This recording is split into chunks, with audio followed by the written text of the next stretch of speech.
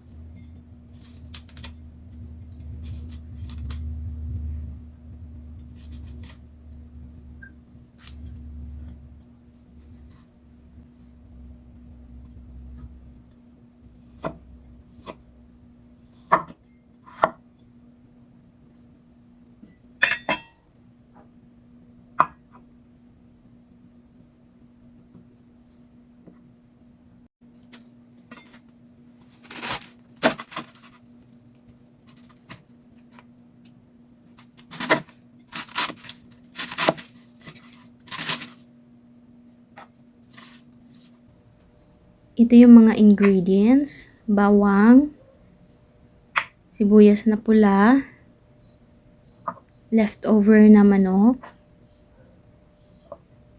mushroom na bola-bola, carrots, bell pepper at saka tangkay ng broccoli. Ang ating cabbage, yung broccoli, flour, toyo at oyster sauce, ating pampalapot, cornstarch, at syempre ang paminta. Simulan na po nating magluto.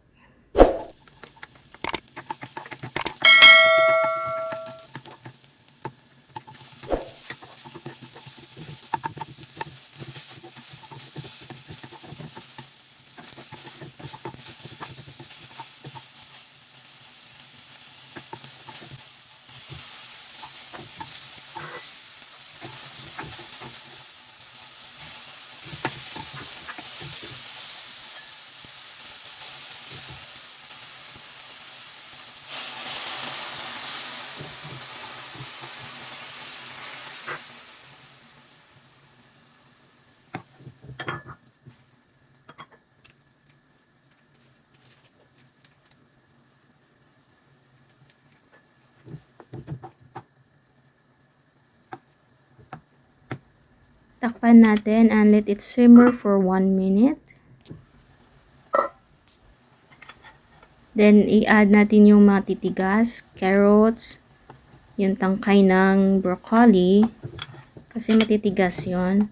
So, takpan din natin ito and simmer for 3 minutes. Then, i-add natin ating broccoli flour. And then, let it simmer for mga 1 minute lang.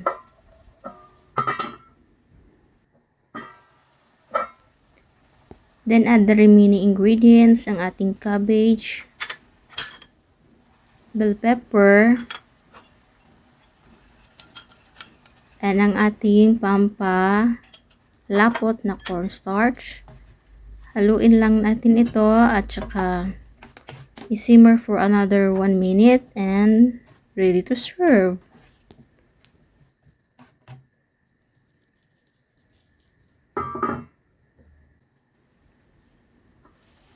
Luto na po ang ating simpleng putahe ng chop suey.